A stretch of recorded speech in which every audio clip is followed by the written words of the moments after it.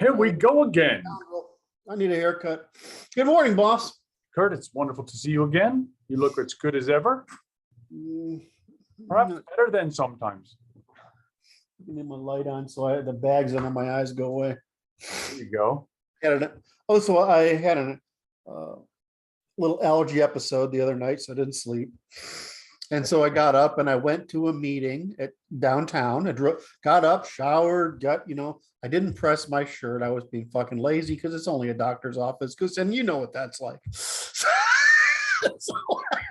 So I drove across town. I showed up and I said, "Hi, I'm Kurt. I'm here for my 10 o'clock appointment." They looked for a while and say, "You're who?" Oh, that's a bad start. "You're actually supposed to be here 2 weeks from now, not today." That's what happens when you don't sleep.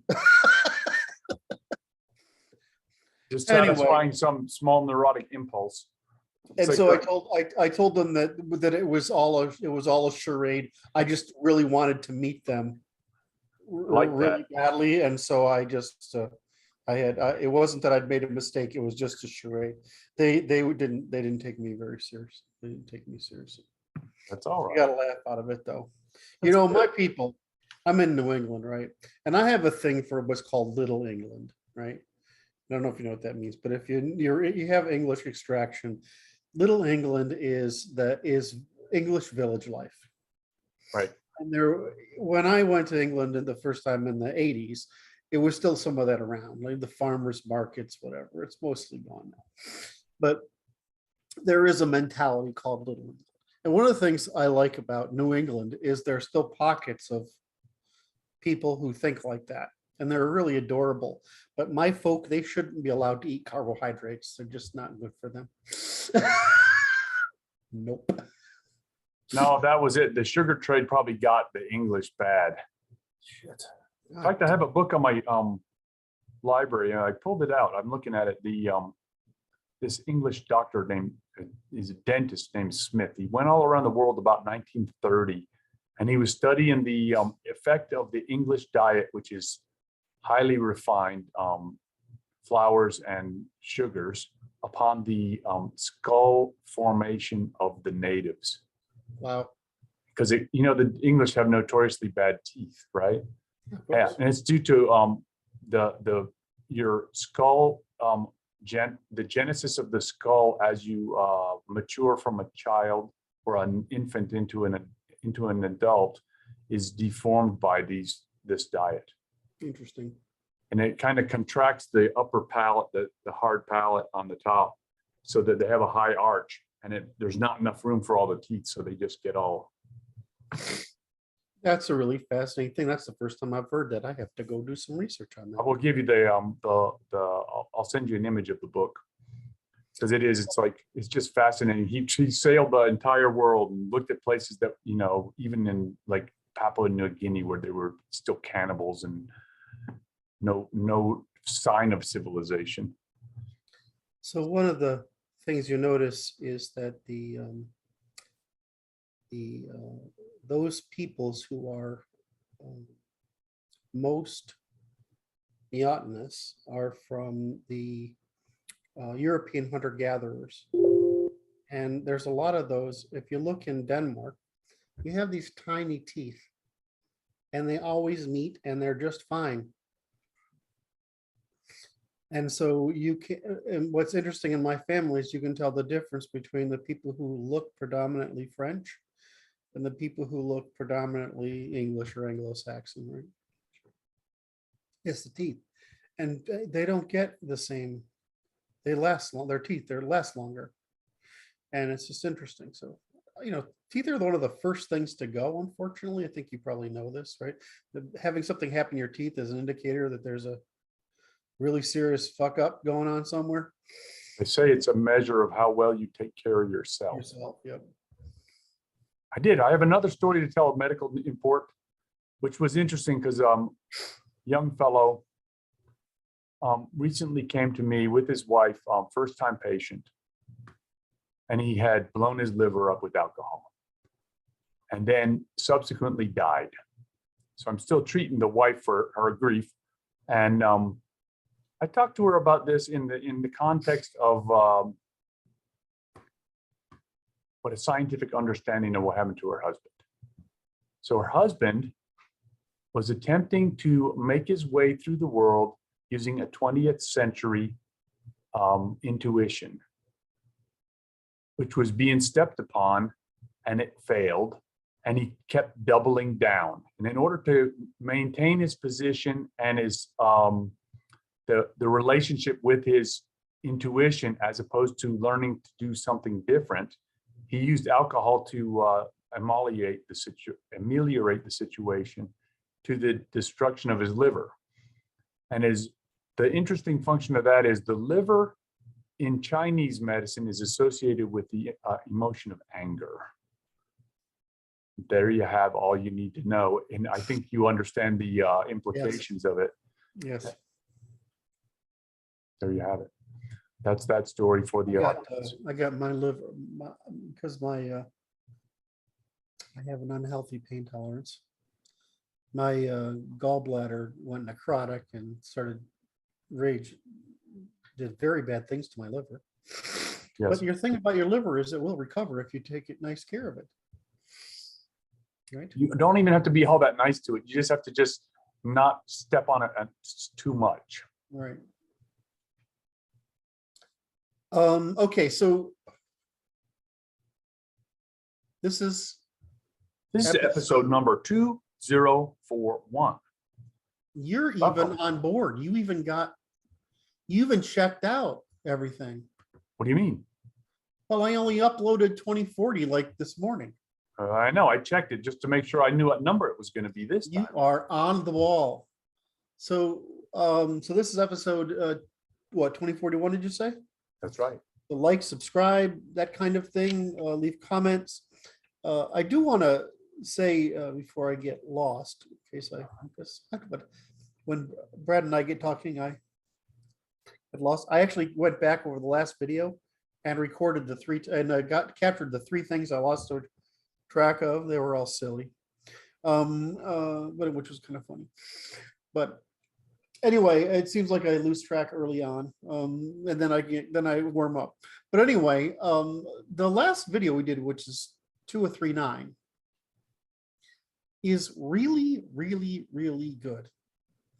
The first part of it is really deep about evolutionary computation.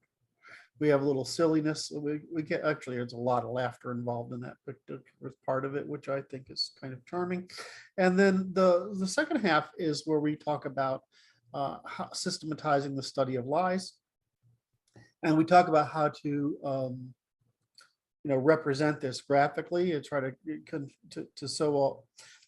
create a geometric or at least graphical representation of the axes of causation and how they're related. That episode is so freaking good. I mean, and I only went and reviewed it this morning.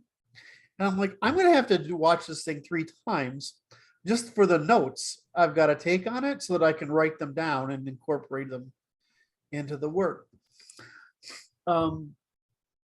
So if you haven't seen episode 2039, which is from 7/10, which is 10th, I recommend that, partly because it's just the beginning, it's just fun, because the absurdity of how simple the universe turns out to be, right? And then the second part is, if you can follow it, how we're trying to create a map of the means of lying, right, in this sort of either tetrahedron or diamond shape. And I thought, I'm not really there yet. I told at the end of the video, I said, I have to think about this for a couple of weeks. And so what Zoom has added this whiteboard feature. So I don't know if it will be today or tomorrow or next week, but I want to work on that diagram together. Cool. The thing is, I have to be able to summarize it as a set of points before that, because otherwise the conversation will be too all over the place. So in prep for this discussion, I really want to suggest you go back and look at episode 2039, systematizing the study of lies, because that second half is really quite important. And what you see is, you also see, which is I'm complimenting Dr. Brad here, is that his understanding of this stuff is getting pretty damn impressive. So that's my second topic. So, I've been talking to, one of the reasons I'm really interested in how do people get from A to B is because, of course, I want to know how do we make it easier for people to learn this, right? Right. And so but what's interesting is that Brad went from having trouble with operational language and long series of causality to not having any trouble with it at all. Matter of fact, being really, really good at it. And like a freaking light switch, and that's just kind of blown me away. It's like going bankrupt, Kurt. Slowly at first, and then all of a sudden.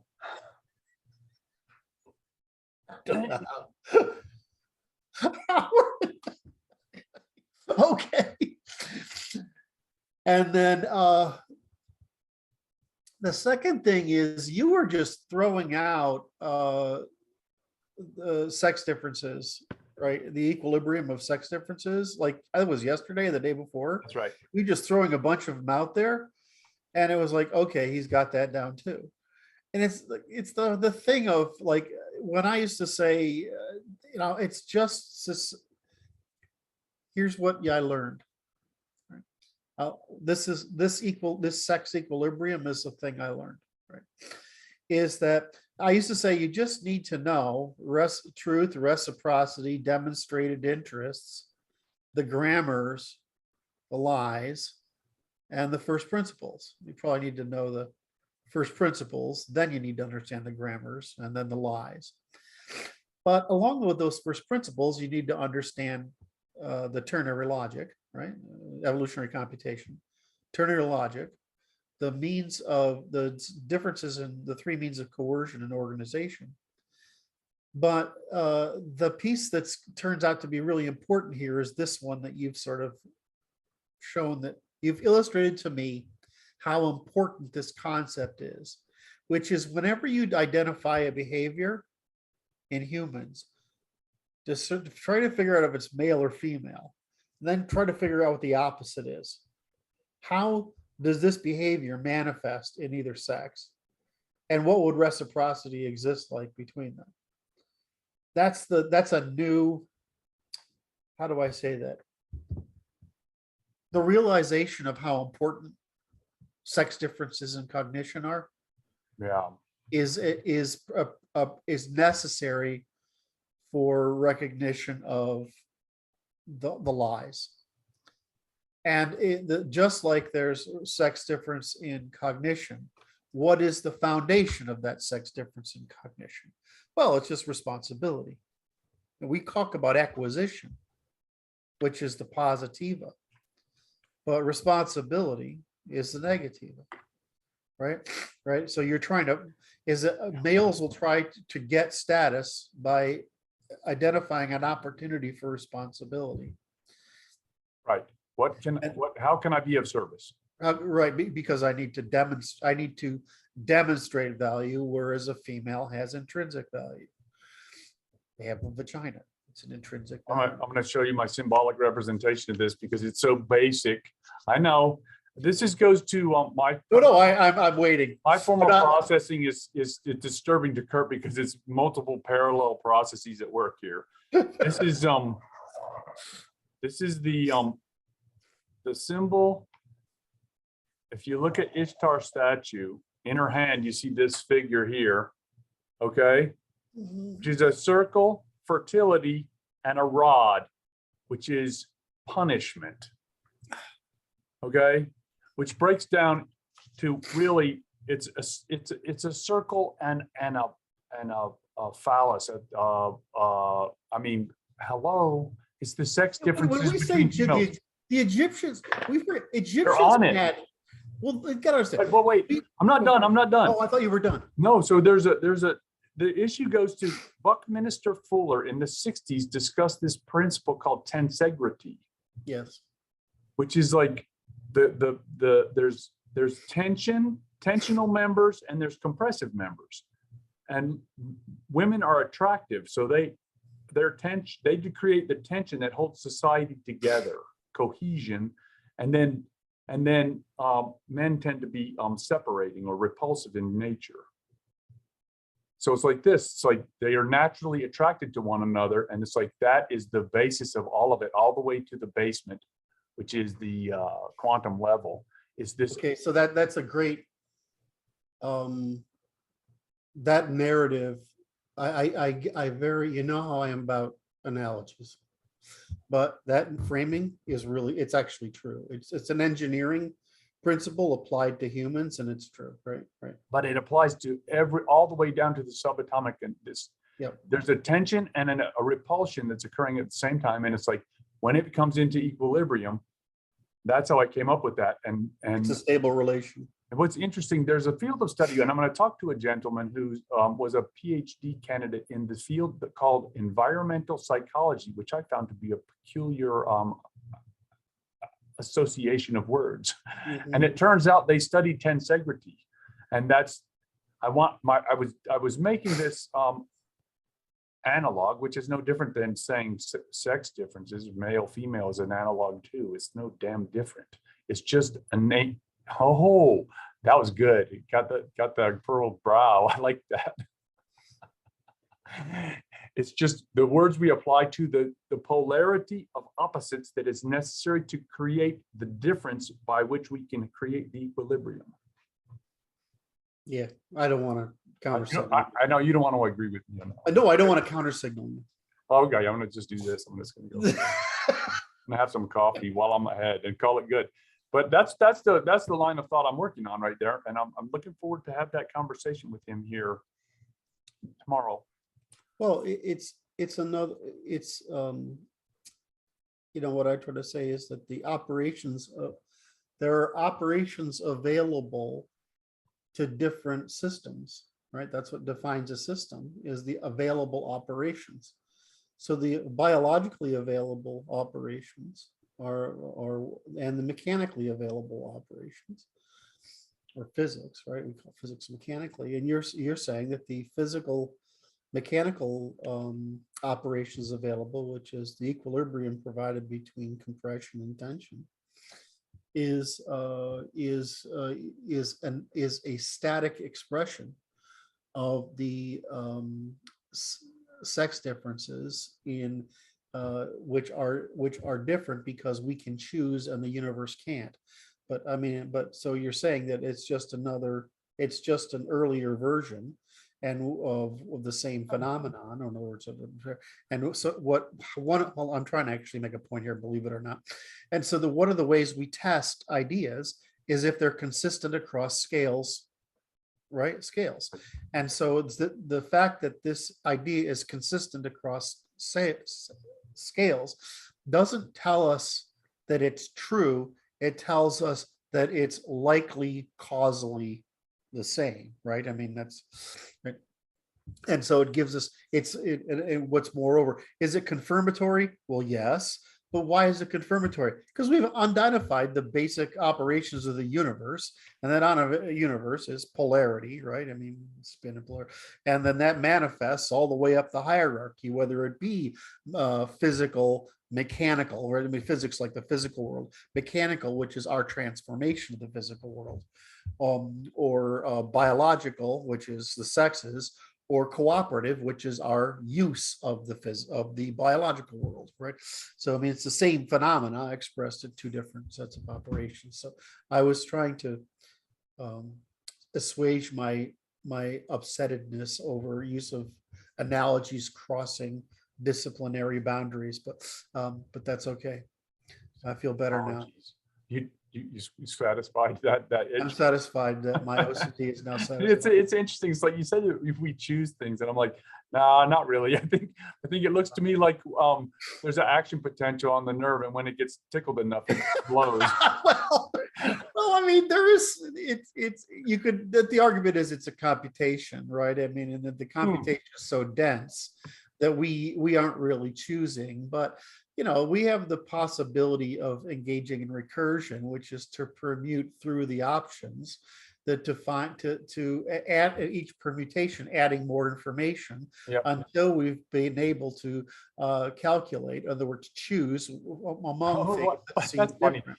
So it's like this is like so I'm interpreting that on a neuronal level, like in a brain anatomy level, which is like this. It's like you get a little scar because that didn't work out at all, and it inhibits it from firing next time because that just doesn't work out the way you hope it will.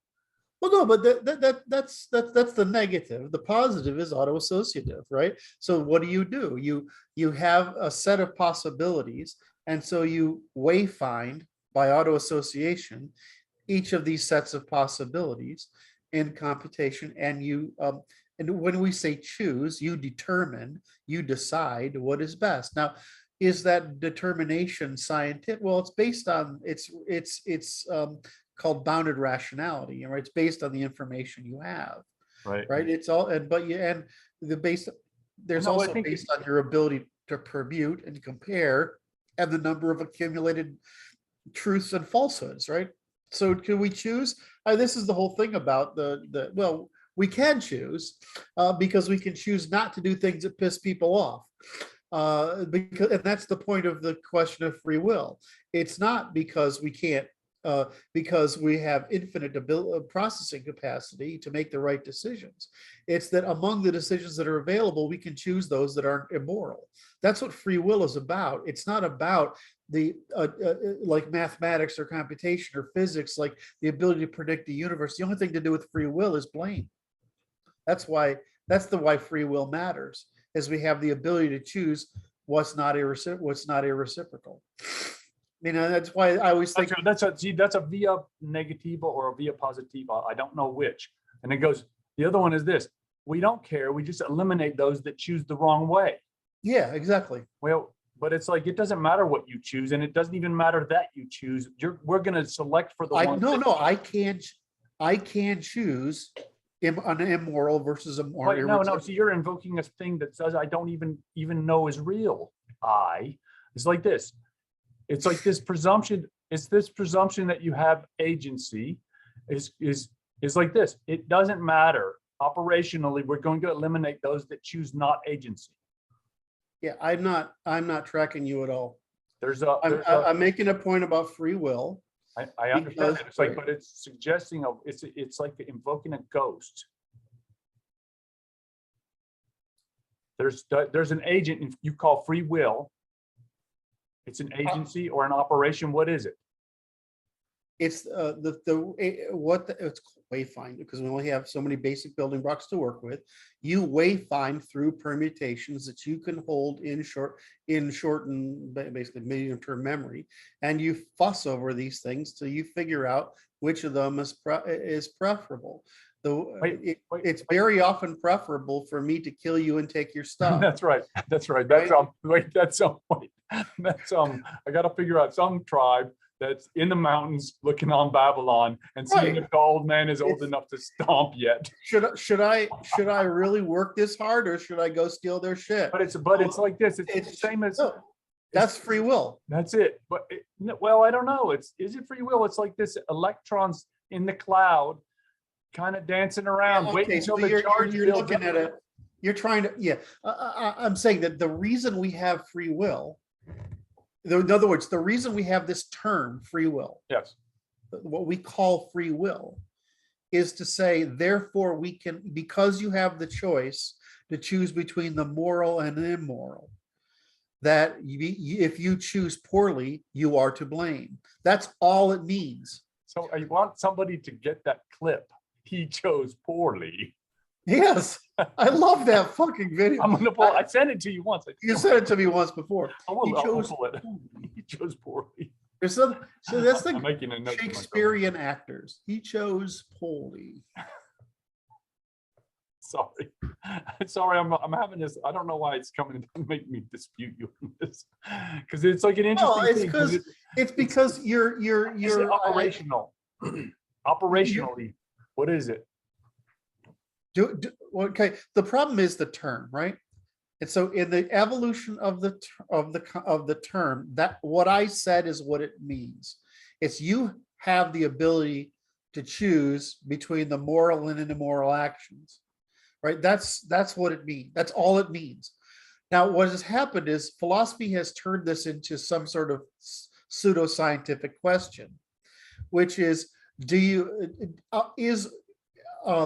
do you have will over what you can calculate? That's a stupid question, right? Of course not, because you're bounded by rationality, which is bounded by your ability and the information available to you. But that we never asked that question.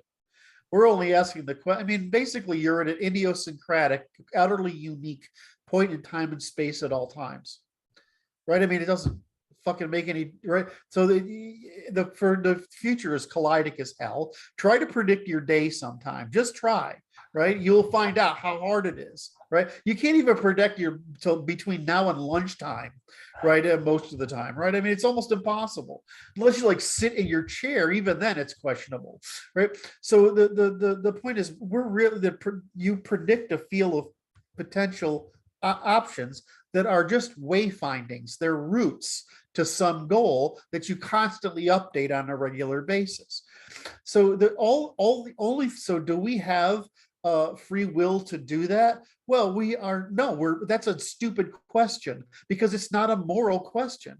Do we have the ability to calculate? The question is, do we have the ability to calculate within the limits of human ability potential candidates based on our knowledge, ability, and experience?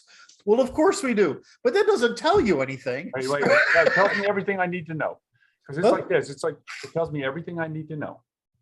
Okay, so you're gonna create an experiment of 3 points, one of which will be positively charged, and 2 of which will be negatively charged. And we're just gonna increase the voltage until it arcs to one or two or the other. And it acts like free will, but it has no free will. It acts based on potentials and feeling, and its biases. Well, I mean, but then again, so I happen to like chocolate ice cream a little more than vanilla. It's only a little bit more. Right. So you tend to arc to vanilla. Tend to mark that way. But you call it free will. What? I'm like, it's not free will. It's just a bias. Again, that's not a question. You say that free will is a moral question. You're saying. Oh, you say it's good. It's what? better. You say it's better. I didn't say vanilla. No, I just good. Like it better. I just say it's good. Yeah, but see, okay, so I can't determine. Wait, how is moral different than ice cream? Because the reason is the question is retaliation. It's that. Right, no one's going to hate you. The people who like chocolate are going to go, good job, Kurt. Go for the vanilla again. No, they're not going to give a shit, right? That's the people who. The whole point of chocolate versus vanilla example is because it doesn't matter. Get an elbow from your cousin who likes the vanilla. No, you're not. That's the point. You are just fucking with me. That's all that's going on. No, because it's really because it. You can't. My point. The reason is you're hung up on the term. No, sir. No, sir. I'm going to mess with you now. The reason is you're hung up on the term. No, I'm trying to point to what we were talking about over the course of the week, which is hard because it has to do with hang on, I have to look back in my notes. We were talking about social construction, the male and female methods of social construction, which is it's all based on biases. You have a bias to systematization, or you have a bias to empathization, and you do social construction to satisfy your biases and preferences. Right, but the difference is risk. So the problem we face is have different approaches to responsibility because we have an inverse relationship with the risk for taking on responsibility. That's all. So when I go off and I say, well, you say to me, well, I have the choice when identified with between things that are distributed by value, in other words, return, and in other words, right. I have a whatever subjective value it is, and I have risks, right?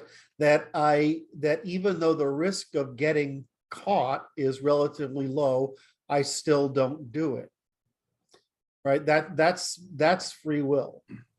That's all it means. It's that it's a completely moral question. Now, do what you want. Right, but see, I'm like this. The question is not interesting to me. No, I know it is, but that's what you're arguing against. And I'm saying, okay, well, that's one question. Now you want to say, what set of choices or how much choice do I actually have when it's not a question of morality? That's the question. So when it's just what can I calculate that's otherwise? No, see what you're see. I'm thinking about it from a neuronal perspective, which is the same as an arcing of light, which is it choice or is it sufficient stimulus provoking the action, and that's all. It's a calculation, right? Well, right, but it's the same thing as a calculation.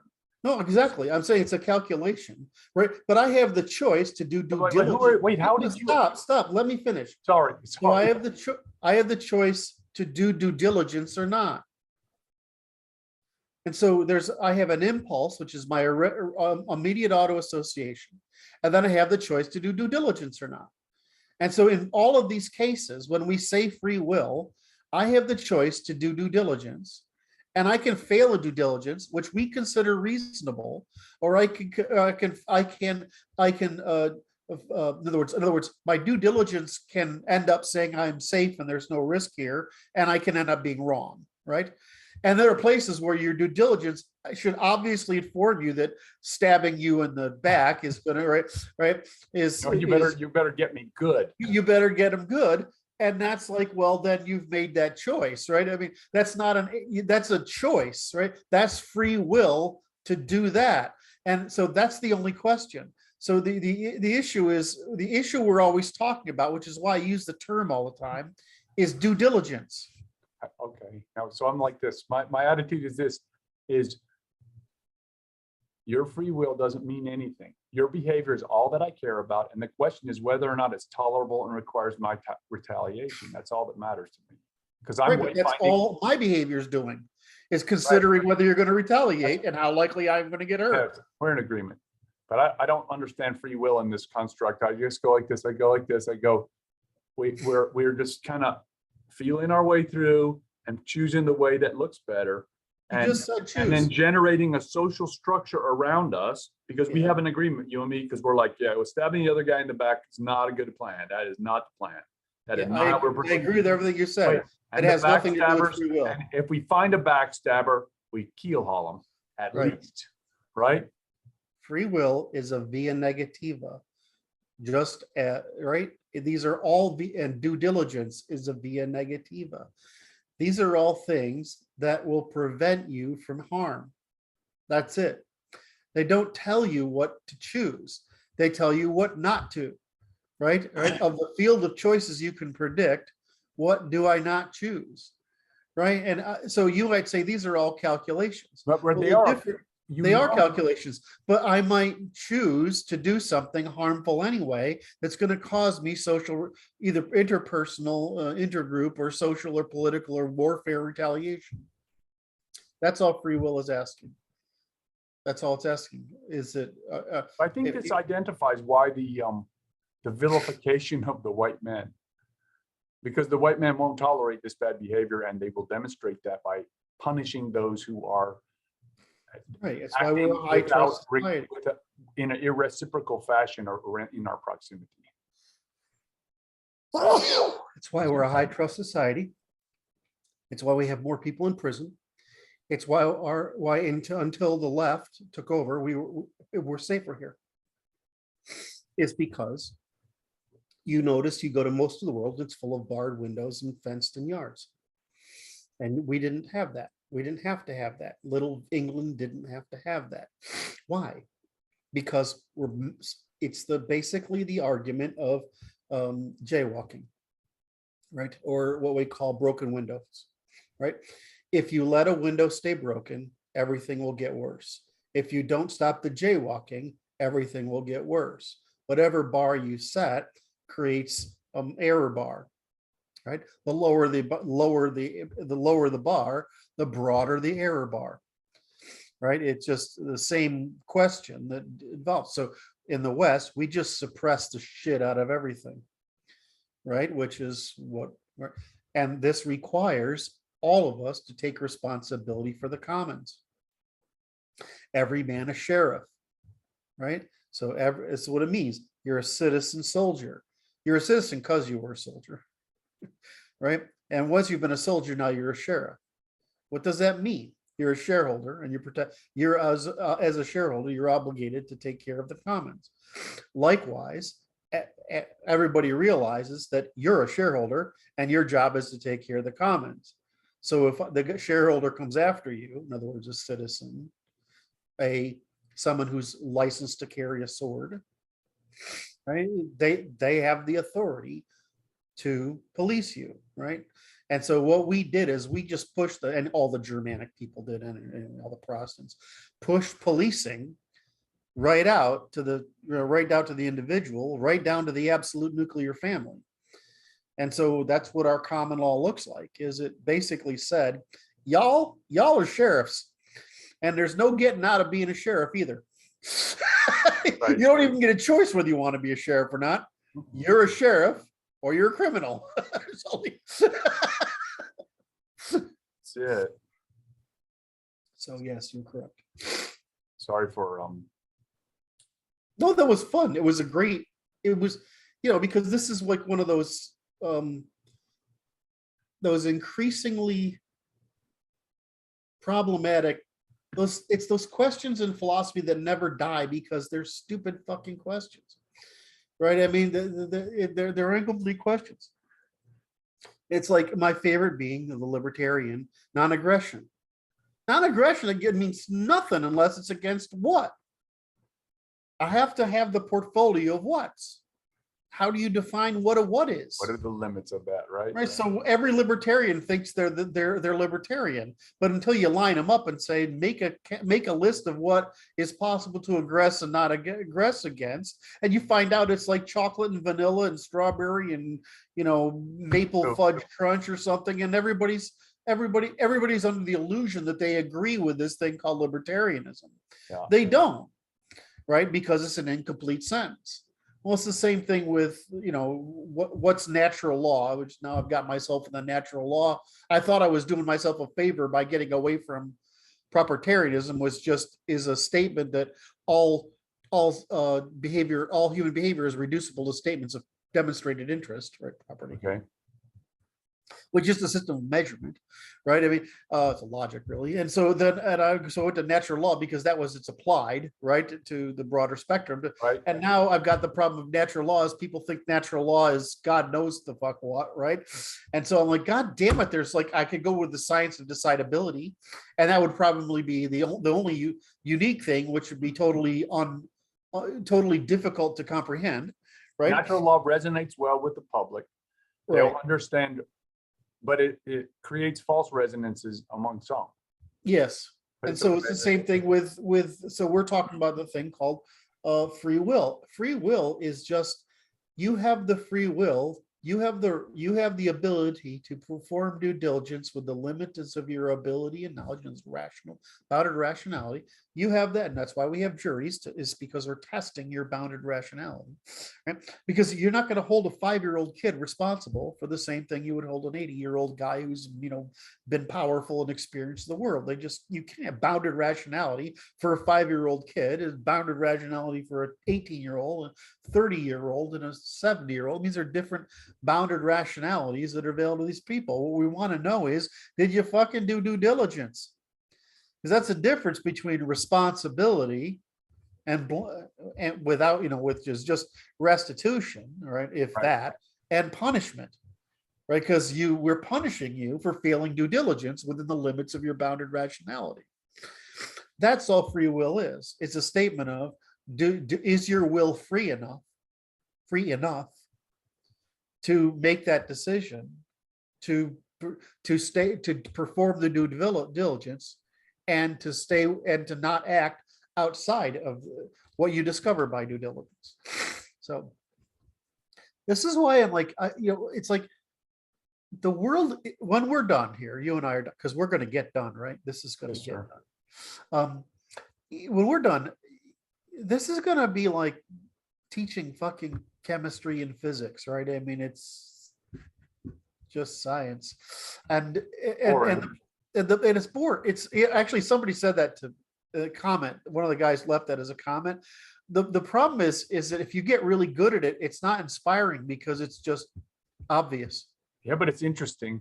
It It it, remains interesting. it remains interesting, but so does any other But discipline. it's interesting in the function of it is that it operates at any scale.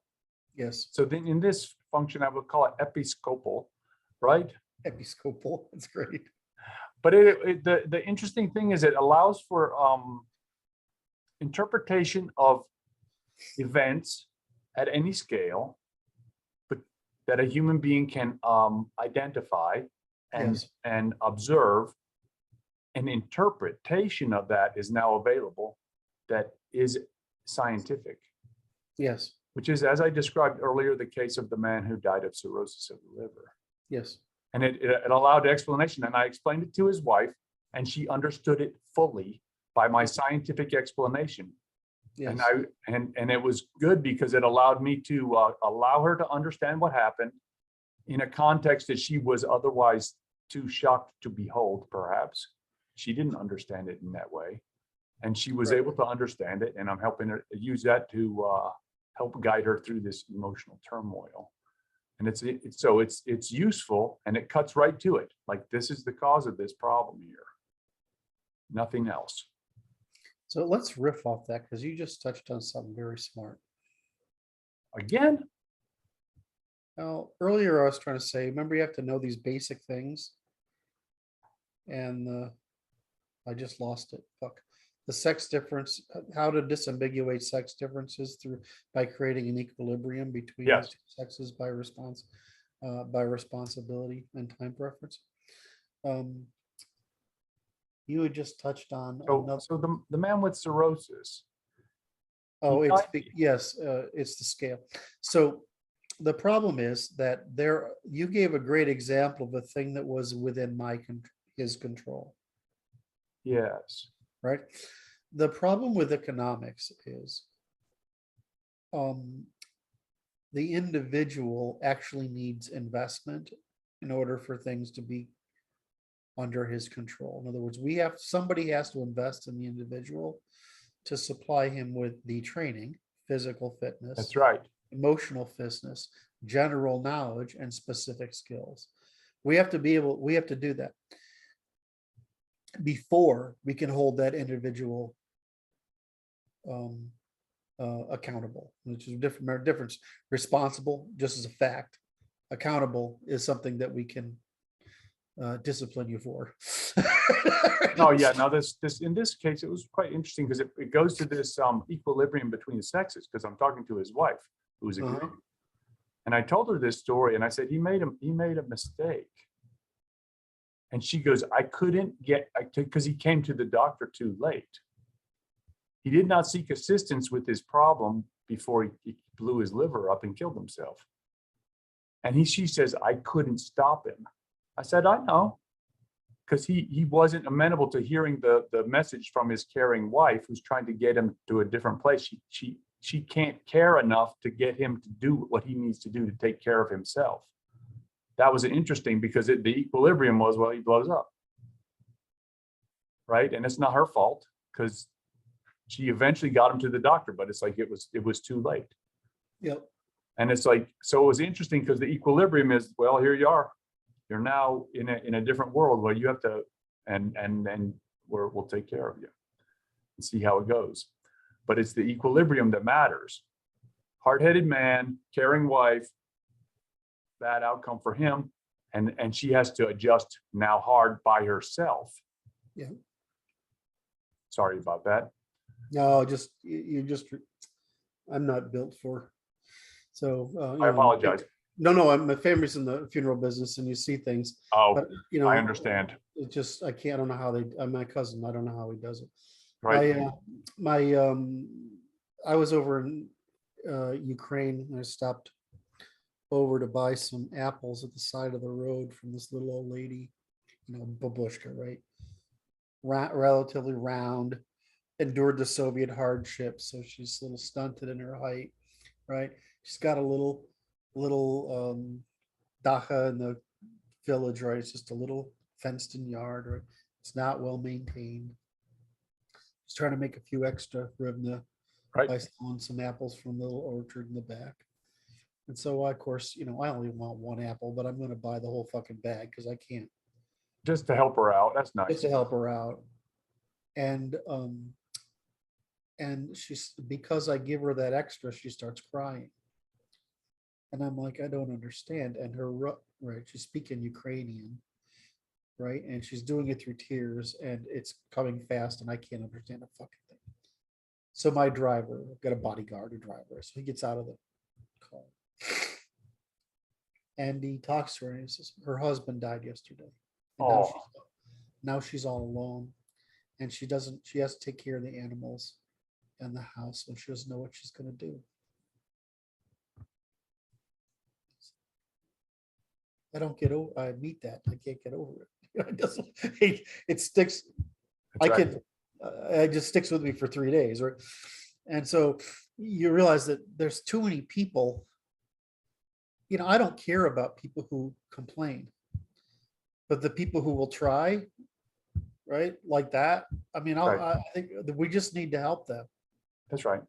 right? That woman, and it's the same thing. And I would go to these little farmers come in, because Ukraine is basically a giant farm.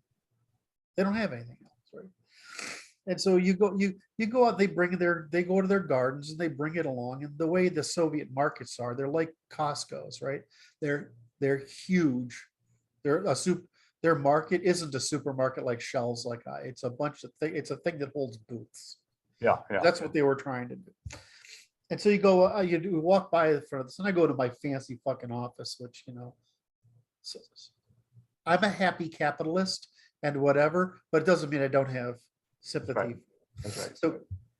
So you go out and you buy your pears and you buy your vegetables from the little old ladies on the street, right? Basically, right? And then once in a while, some guy brings in some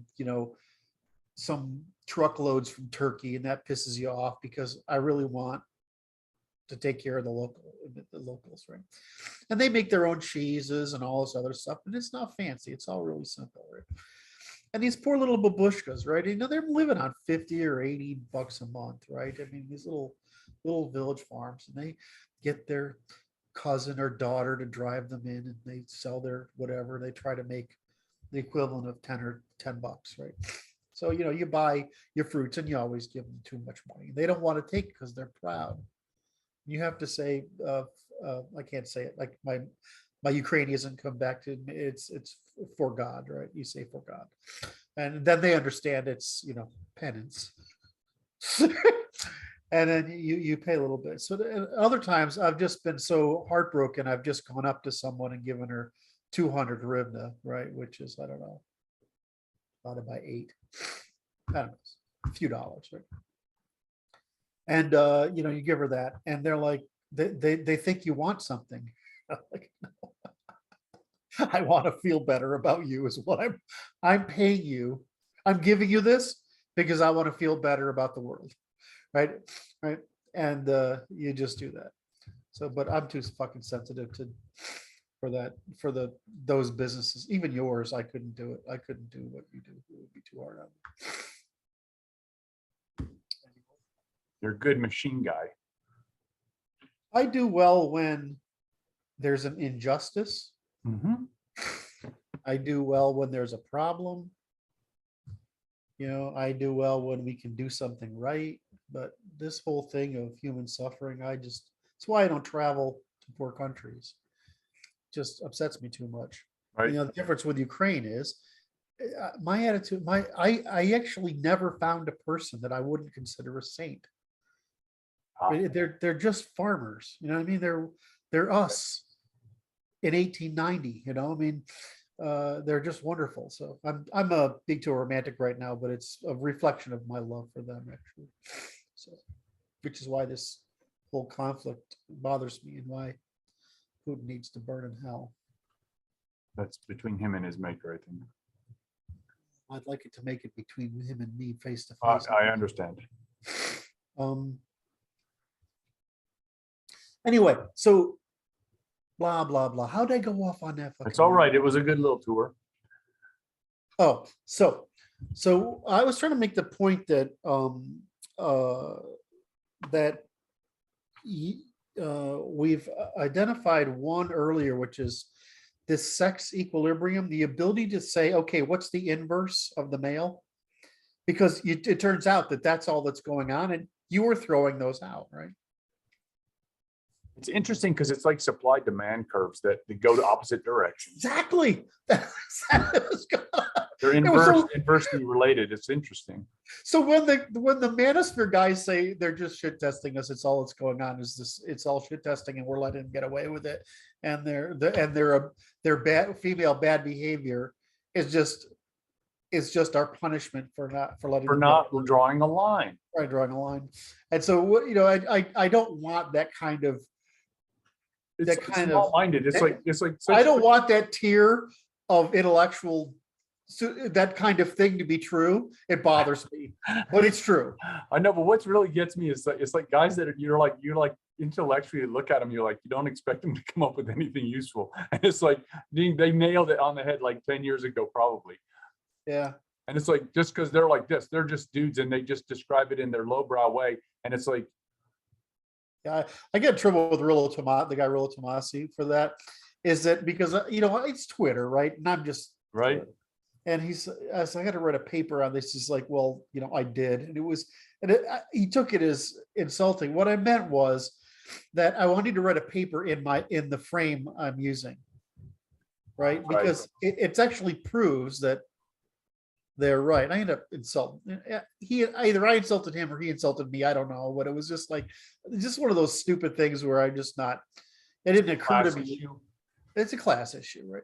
And so I'm just looking at this. Well, I just need to state this scientifically, what's going on here, and in this frame, and I should write a paper on it. And he was like, "Well, I did, and it came across as I offended him when that's not somebody I would want to offend. I basically agree with him on everything. Anyway, it's just one of those things. Anyway, so then we came up to the next topic was. There's another thing that we've just identified that we have to include in our core, and I've lost it. Well, we have the sex differences, and then there was one more demand curves, right? And there was one between them. Anyway, what'll happen is I'll revisit this and I'll put it in the notes. Okay. But there are a small number of very interesting things that you and I have increased the precision of over the past little bit. That ability to rotate, in other words, supply demand curve between the male and female differences and reducing it to responsibility, right?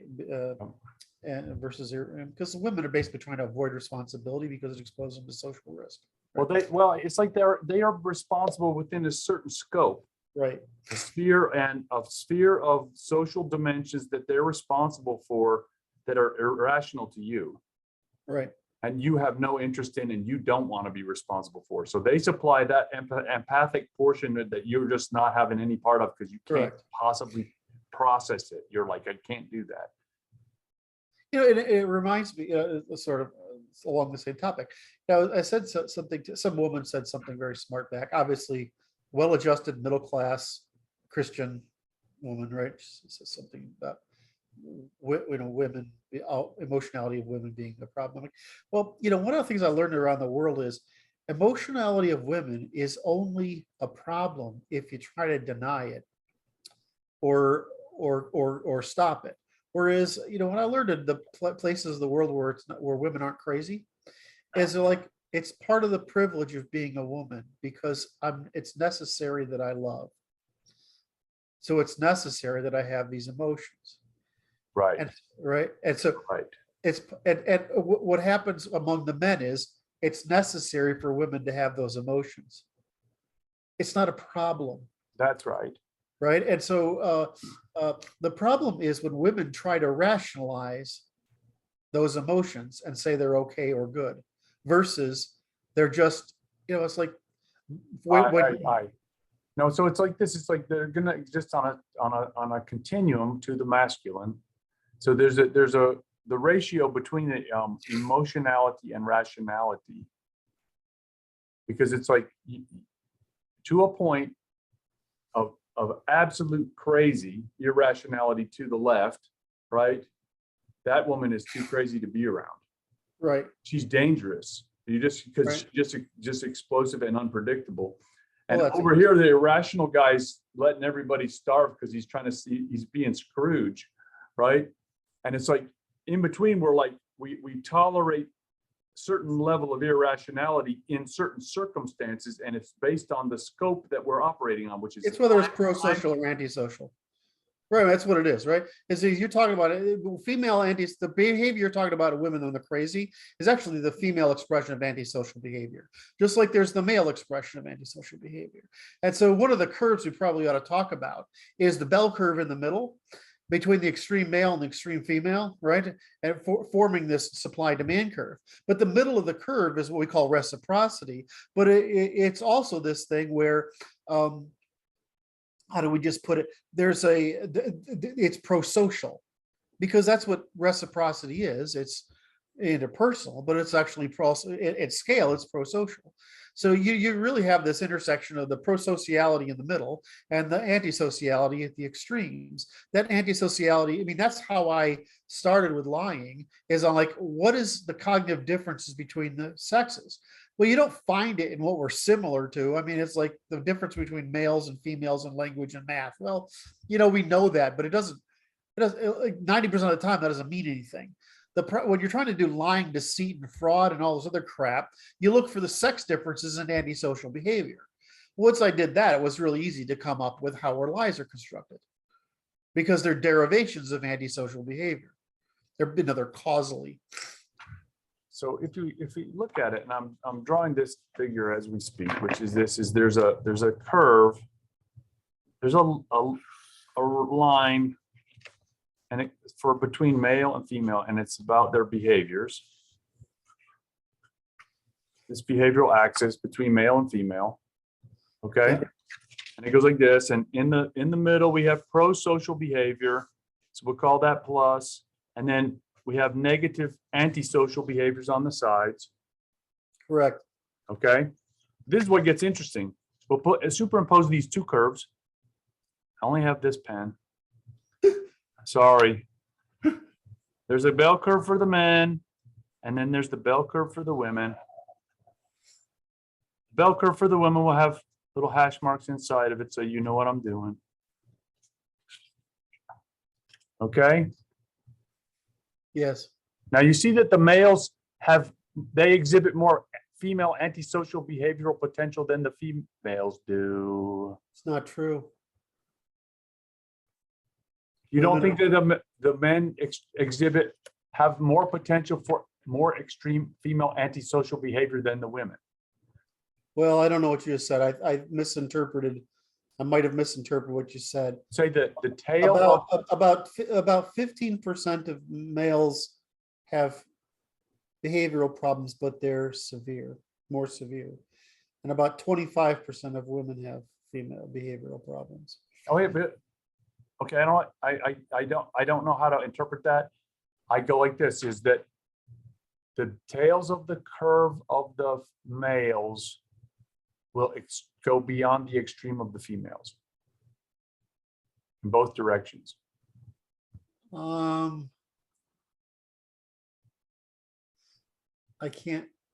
know what you're trying to get at, but that's a different axis.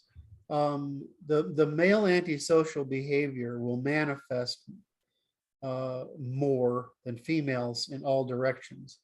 The way that males manifest behavior, antisocial behavior, remains constant. It doesn't. Wait, how is that? Even a gay man. Yeah, no, see, you're misinterpreting what I'm saying, I think, which is I'm saying the male may exhibit female antisocial behavior in a manner that is not identified as antisocial behavior. So I'm going to be a professor, so I fit in, and I'm exhibiting antisocial behavior by organizing females in antisocial ways. Yeah, my argument was that's the synthesis, right? Not an extreme. That was what we started on last week. Is that you merging the two, and if you want to say the extreme exists at the merger of the two, that might be true. Okay, I would represent it graphically differently, but I agree with what you're saying. It's like because it's immoral behavior operating at a social scale, but it's the female methodology by a male. Yeah, when I just don't see it. I see the female. What I see you saying is men systematizing the female means of insurrection. And systematizing. It's a merger. But it's not violent, it's female behaviors. Right, but they've systematized the female behavior. Yes. Yes. In an antisocial pattern. In an antisocial pattern. That's what I'm talking about. Right. So you had a correct intuition, but it's not the distribution. It's not that distribution you're showing isn't right. It's that we talked about this last week, is that the negative axis is right. Yes. The negative axis, and that the negative axis was the merger of, in other words, the because systematizing is the male means. But if you combine the systematizing of the male means with the female method of undermining, that's fucking evil as shit, which is really what Marxism That's what we're after. Right? I mean, I renamed that, by the way. I don't talk about Marxism anymore. I talk about malignant misanthropy. Malignant misanthropy. See, now it kind of destigmatizes the Marxists a little bit because I don't care about them. We have to choose our own identities that we vilify. So I like that synthesis was one of the innovations we got out of fussing over lying so much. That's right. Because, like I said, I was so stuck on the grammars being a grip. When we decided to sexually disambiguate the different means of lying, yes, you turn male systematizing in the fictionalisms into lying. That's just the male version of female lying, right? Which is they're two different means of overloading or biasing. And so we got from that. And then once you said, well, then where does this really powerful combination of systematizing the female method of lying come from? What comes from the synthesis? And then what you realize, of course, that religion is a synthesis of the feminine with the Greek reason. You understand where it comes from. So we always it's older. It's so old. It's like the Babylonian thing is so old, and it's like, I mean, this. Yeah, but that's right. But it's still mythization. That's right. Right. The conversion of it. I mean, it's the same thing with Islam, is that they were reacting to the sciencing of Christianity as law. They didn't want it. They don't want that clarity. Well, the same thing what the Jews were doing is they synthesized their female strategy and mythization with Greek reason, and in other words, to create what we consider a theological version of mythicism, and then the Catholic Church just ran with it. So I mean, you see this unification, and it's like, so here's, in retrospect, it should be obvious. If the sciences all start out as philosophy and theology, and they finally parsimonious over, as Popper called it, by verisimilitude, or I would say by market competition, eventually end with one most parsimonious science, which is what we're talking about. Why wouldn't lying end with one most parsimonious system of lying, which is the unification? Right? I mean, it's so obvious in retrospect that evolution would drive the unification of deceit the same way it would drive. What does that mean, unification of deceit? That's interesting. So how do you generalize the sciences? Right? We did evolutionary computation, right? Okay. Right. And then then you just add on dimensions, Right. right? So that you can tell more stories about more Within that context, or right? in the context. Well, what does lying do? It allowed you to take different methods of lying and find their core and create a hierarchy of lies, right? The same way we created a one system for lying. And the system of lying requires unification, just as the system of the unification of the methods of deceit, in other words, it required conflation, just as the unification of the sciences required deflation. In other words, deflation. Oh, okay. So I'm working on this too, because I was working on this from a neurologic point of view. So you talk about overloading, and Yes. that's all we're talking about. It's all it is. It's disambiguation through, right, and overloading through. But it's neuronal overloading. So the all it nerve is. can't see what's going on. And it's like at all scales. That's Yep. all we're talking about. So, but it's like once you understand it, it should, right? It's just overloading or one direction and disambiguating the other. That's right. Now, what's interesting, so I was doing an analysis of this week and talking to my patients, and it turns out the people talk about left and right. And it's like, okay, I can work on this, because it's like, it's hard for me because it's the opposite, because the screen is different than the way it looks to me. Okay. Okay, so it's like this. On the right is base reality. That all that there is the truth. There's nothing but the truth on the right. And all human constructions that exist that deviate from the truth, which is most of them, extend in an ambiguous way to the left. Correct. Okay, so it's like you would talk about the triangle tilted, but let's tilt it so that it's the men that don't care on the apex on the right, extending like, damn, it's hard. No, I got So you. hard, right? It's like this, like this. Nope, damn it, I can't do it. It's like that. It's a triangle that looks like this. Yep. Shit, I can't do it. I apologize. Like that. Nope, like that. There you go. That's the triangle. The men that don't care are right there. And then everything, and that's reality, because it's like this. If we do that, we're gonna die. Yep. Right? Because it's like, that's too much voltage. It will make the whole town blow up or whatever it's gonna do. So we're not gonna do that. And then everything else is like, what we call right wing is over here. The Nazis are over here, and the communists are over here. And then what we have now is somewhere over there. And you know, it mirrors, why are they able to do this? Well, moral specialization is on the left, right? And moral generalization is on the right.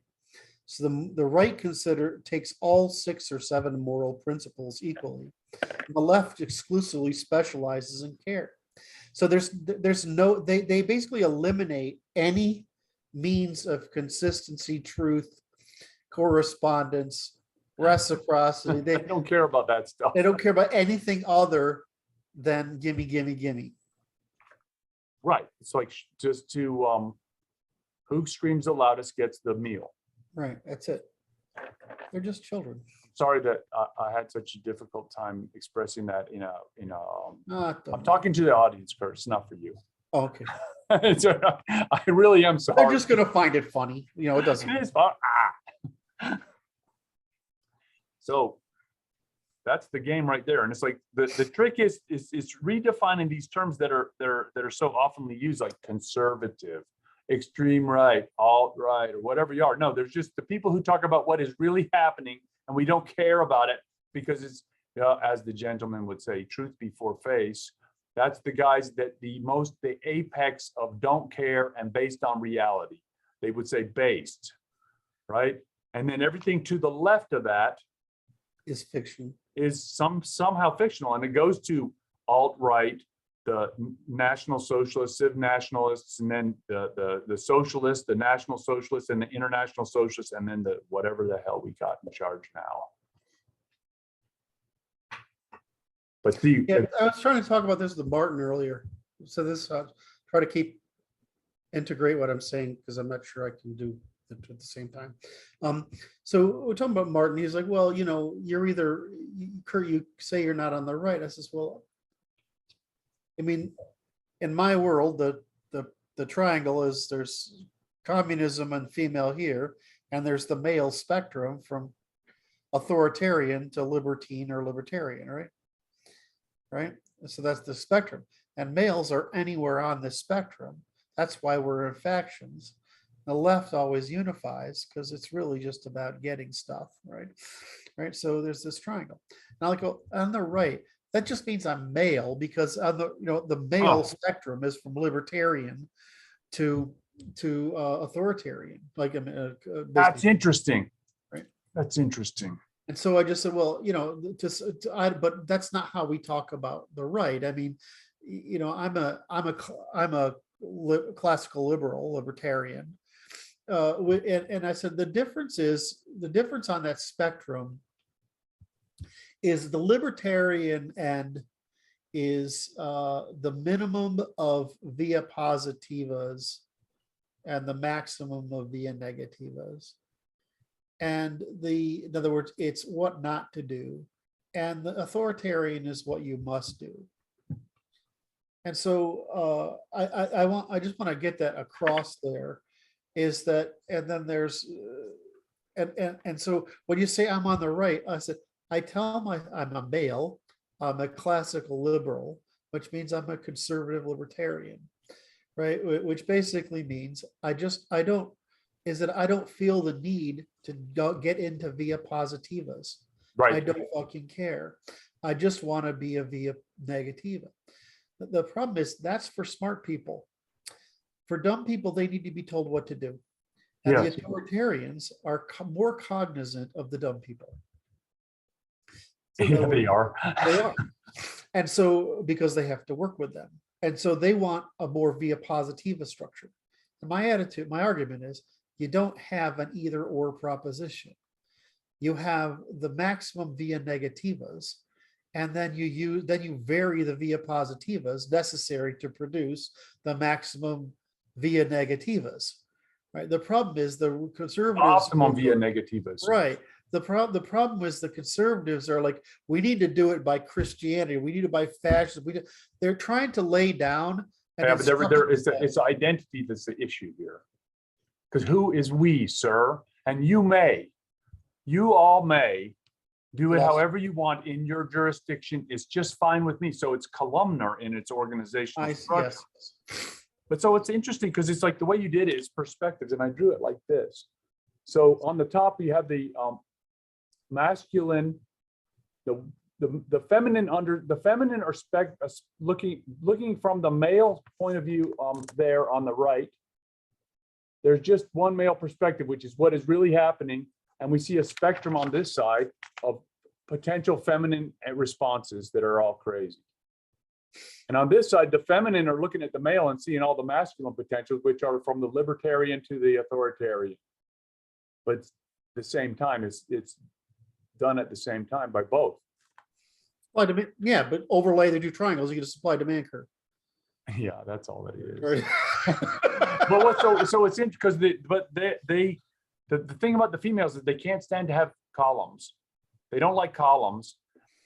They want stratification, and they want a uniform stratification. Yeah, I'm trying to. They don't want to have. They don't want to have different jurisdictions. No, because they want the maximum mobility regardless of cost, and we want to constrain costs. So mobility, which is time space displacement, is the equivalent. Time space fixation is the equivalent of responsibility. Correct. Which is property, right? So what they want to do is they want to be able to go over your house and take something out of the kitchen. Take as much as they need. Right? Wait, without having to give any sugar up. Yeah, and I'm like, well, you can have what you got in your house, and if you want to get together with a bunch of houses that share that your little commune, that's fine. But at some point, somebody has to be responsible. So this is my basic disappointing insight Oh, here we go. into the female side of the character is that everything they do is to limit responsibility to their hyper consumption for themselves and their offspring.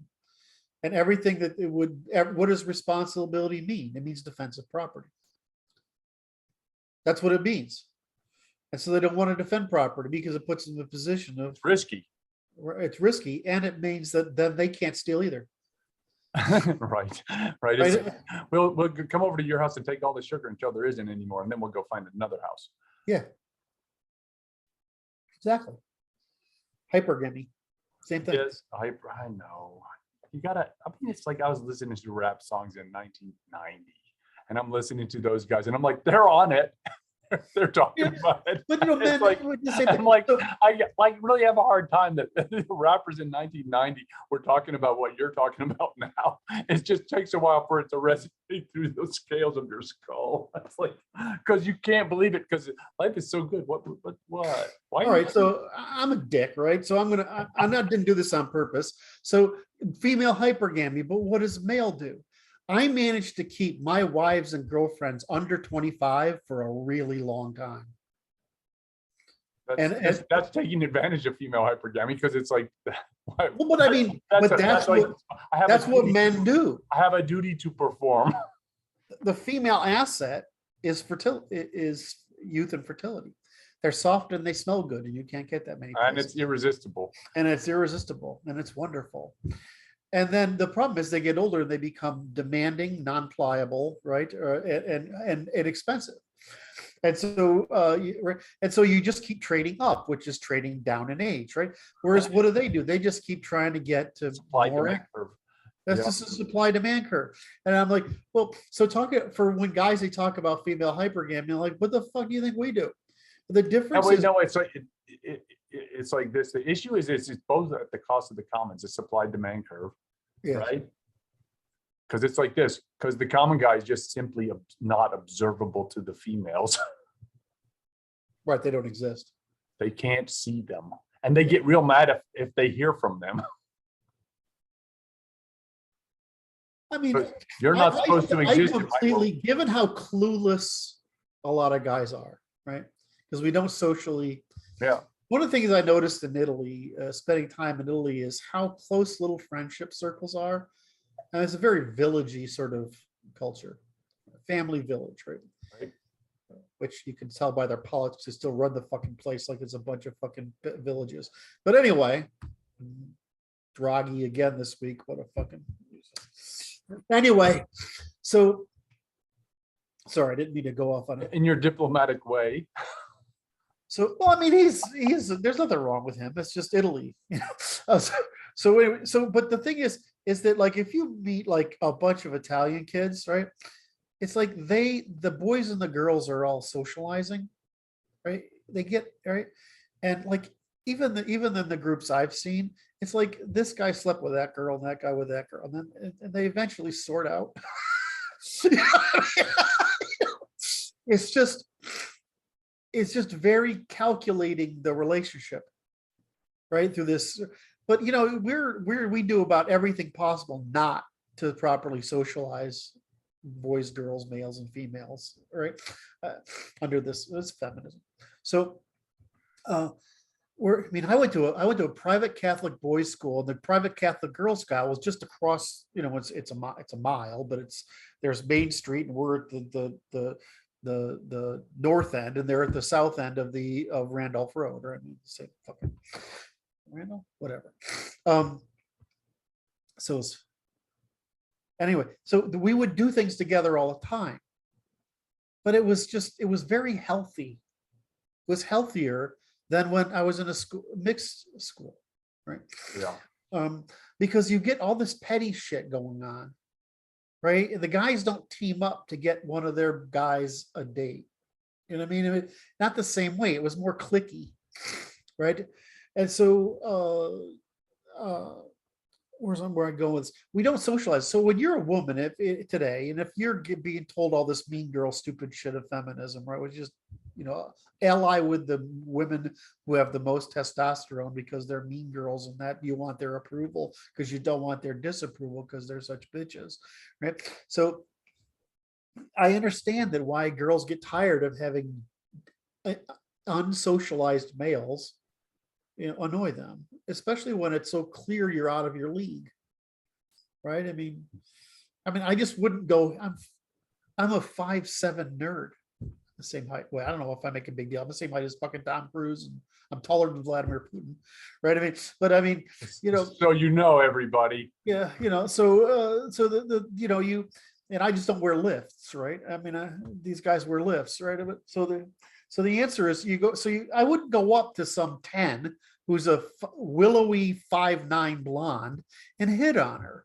Matter of fact, I would try to give her all the space she wants just so she wouldn't have to worry about me, right? I don't want her thinking ill of me. That's correct. Right. I just want, but if I get some little 5'4", brunette or redhead, I'm gonna fucking go after that, right? Especially if she's got a nerdy or artsy look, because that's like signaling my kind of girl. That's pheromones, baby. That's just, I'm gonna work that one until it's dead, right? Until she throws me out the window, right? And I can't help myself because it makes me vibrate. But you don't go out of your league. Okay. And so I can understand why women get frustrated. I say part of this sortition is figuring out who's in what, because you don't know. You're just like molecules, man. You're just bouncing around. You're like, oh, you get burned, and you're like, okay, I get it. Take your class fucking pictures. Start ranking them, I think 1 to 10, and put all the guys in a 1 to 10. It's really easy, right? That's what you do. It's like how you make any decision is you just make the population large enough that you can't lie to yourself anymore, right? And so you just take the pictures of class pictures and put it up there, right? Take the, there's a class, social class hierarchy too. So there's like there's like the Ryan Gosling, and who's that other actor that's the Canadian guy, Ryan Reynolds. Okay. Right. And then there's Hugh Jackman, right? And that kind of, right. And then you get the Sean Connerys and and then there's like the athlete side. So you sort of have to have these two dimensions you have to have 2 sets of 10s, right? But you can do that because I've done it with women because I've did a study on what's beauty. Now I end up with the same fucking conclusion everybody else did. It's just fucking math, right? It's neoteny and symmetry, right? And so you run out there. So gracilities, neoteny, gracility. There you go. Symmetry.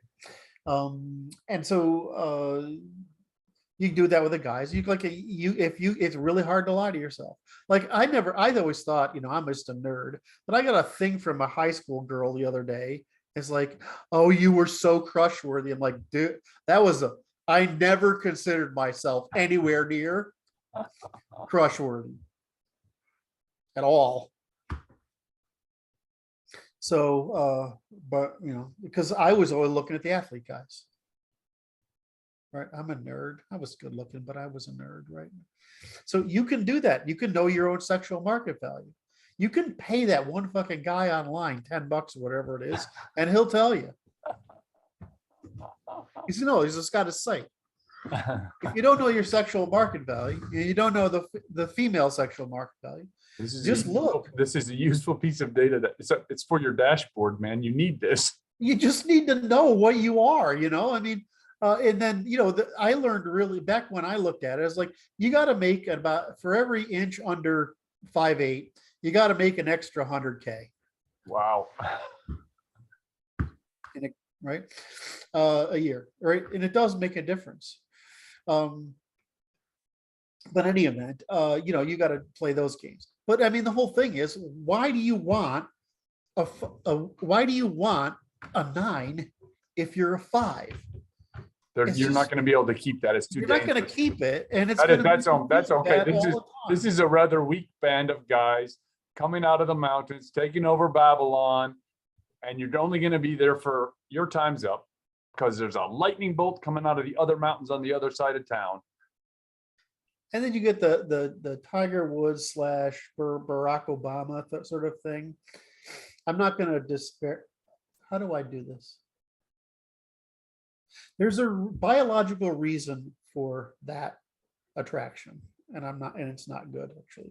But those guys can plow through chicks if they want to all day long.